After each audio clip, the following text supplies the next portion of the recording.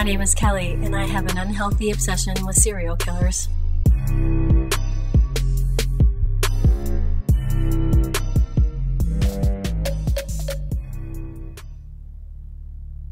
I was very young. I'm going to say 10 or 11. And my mother gave me the book called Helter Skelter. And of course, you know, I didn't understand anything about it, but it was a paperback and it had photos in it. And so I would spend a lot of time looking at the pictures, trying to kind of put the story together. Because, you know, at that age, who wants to read a book? And so Charles Manson and the Manson family is the first time that I had ever been introduced to any sort of mass murder or, you know, like, I don't think he was a serial killer. I think he just was, it was an opportunity for him. So that's when I got started in it. And I had that book for the longest time, and I don't know whatever happened to it, but I would certainly like to have it again. And I don't know why she gave it to me, because I think I would have been a little young to comprehend what had actually happened.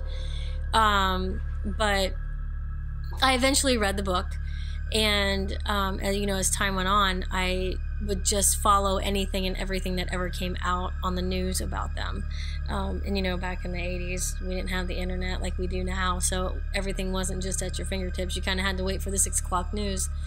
But yeah, that's when I got started in it. It was fascinating to me, and I know that may not sit right with a lot of people, but it's fascinating as in how one person can affect another person's life in such a way that it literally puts a stain on history.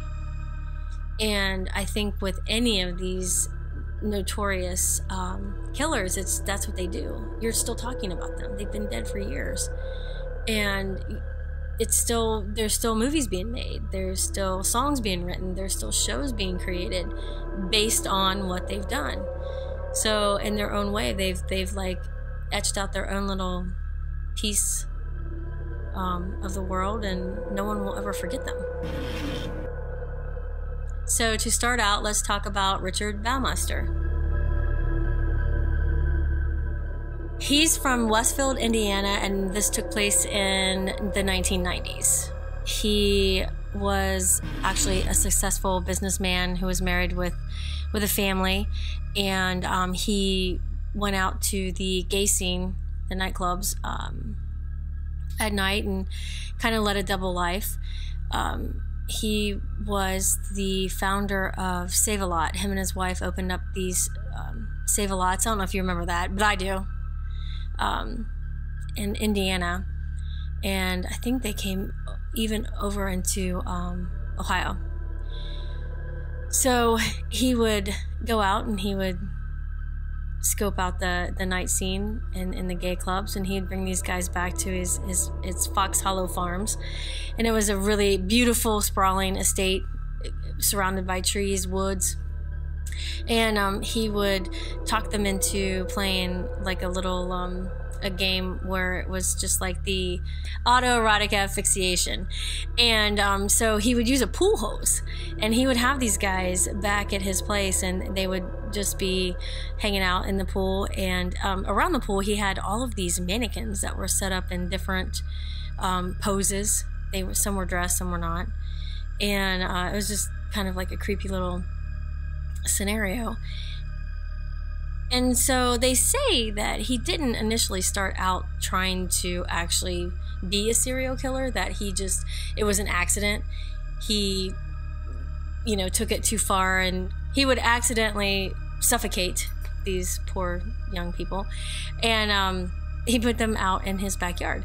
And his son actually went out one day, and he was just exploring, and came across a full skeleton. It looked like this guy had just laid down and went to sleep and never woke up. Brought the skull into his mother, and you know, she really didn't understand what it was. And when they asked Herb about it, he referred to it as a science experiment. And his wife literally just blew it off, didn't do anything about it. And time went by, and her husband continued to do these things, and finally one of the young men that he had picked up got away. I think it was more or less he was lucky. It wasn't like he escaped or anything. He went back to Herb's place, and he played the games with him, but he ended up actually being able to walk out, and he ended up informing the cops that this is what's going on. They got the license plate number. Ended up they followed him. They ran the plate, and it came back to Herb Baumeister, and they got his address. They went back there. At this point, his family they were getting ready to get divorced because he was behaving very oddly, and so they talked to his wife, and his wife was basically, unless you have a warrant, get off my property. You're not going to search it. So they came back with a warrant, and they found human remains. And that's when she finally opened up and said, okay, well, this may be the time I tell you about the skeleton that my son found out in the backyard. So, they start obviously investigating him heavily, and he takes off with his son. He ends up, his wife gets his son back, and he just takes off. They don't know where he's at this point. And, obviously there's a warrant out for his arrest. He's a suspected serial killer, and they end up finding him. He actually left a note that said, "I'm going to eat a peanut butter sandwich and take a nap."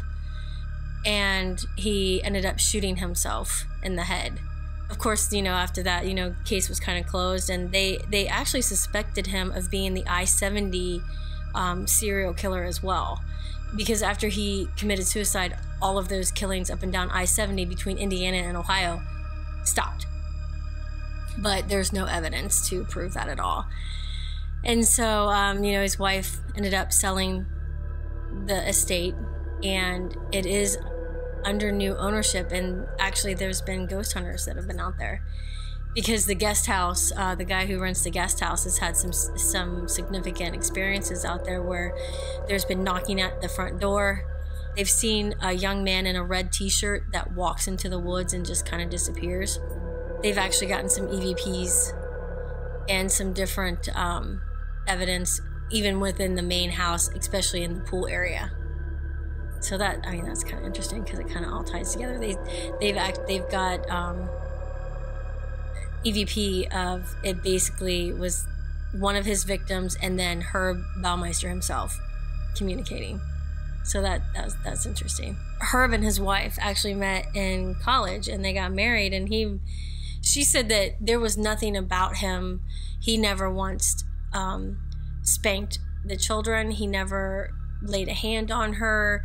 He was very feminine. Like, if you were even to see pictures of him, he has a look about him that does not really strike you as somebody that could overpower a younger person and take their life. He's very meek looking, insignificant, an ordinary man.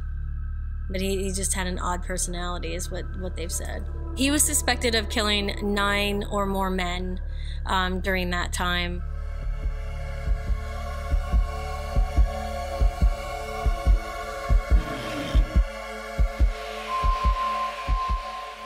Richard Kuklinski, and he was known as the Iceman. He was in the 80s. He worked, he actually grew up in a very hostile household. His dad was very abusive, and he was an alcoholic.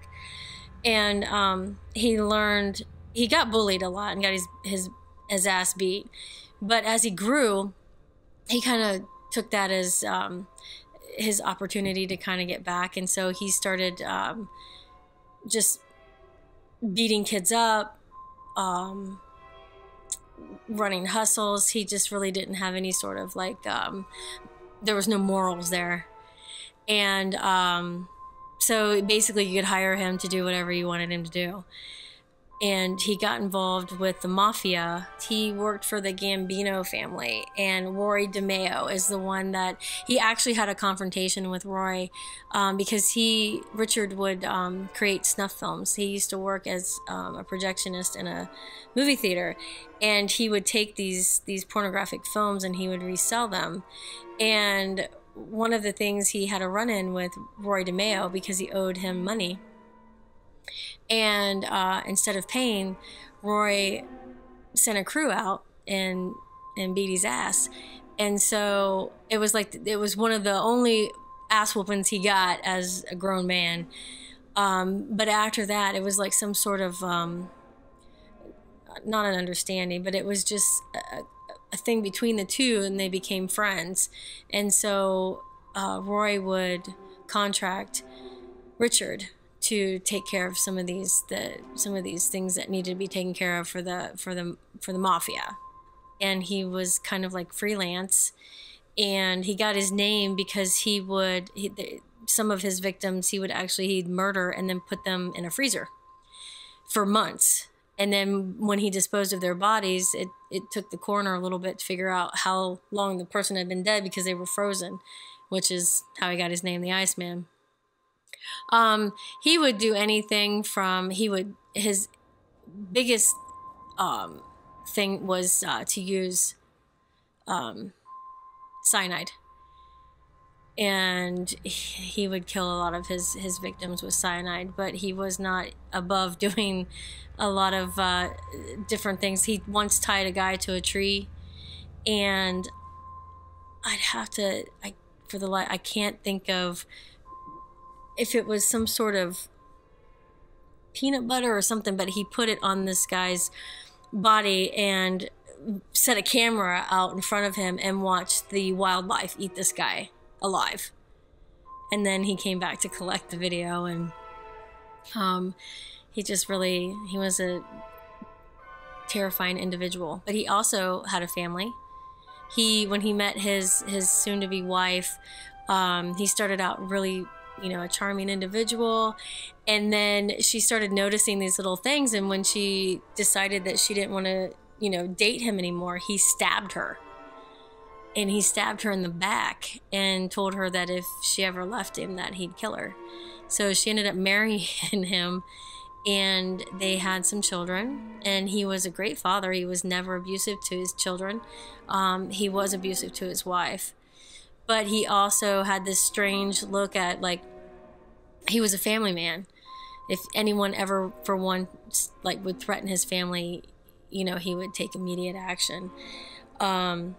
He tried to provide everything that he didn't have when he was a young man. He was well known in the neighborhood for giving parties and gatherings, and nobody knew what he did behind the scenes. And so when he was arrested from an undercover sting, where an undercover agent posed as somebody, wanting something done. And Richard had actually plotted to kill him. But before that could happen, they busted him, and they busted him out in front of his house. And they had a large crew, because this man was pretty big, pretty good size. And he was, obviously sentenced to life in prison. And he was just one of these guys that would just sit back and talk to you and have a conversation about, chopping someone's head off, like normal Sunday dinner conversation. So he's really scary. If you watch any sort of documentaries on him, he just kind of sits there, and he sucks on, he makes this noise a lot when he talks, and it's just really creepy. He's just always there thinking about what he could do. Just a terrifying individual. But he died in prison.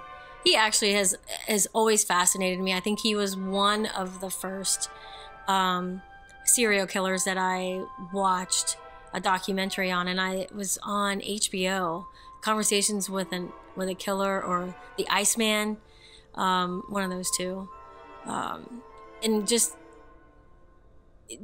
how cold he was, but yet when you talked about his family, he would tear up.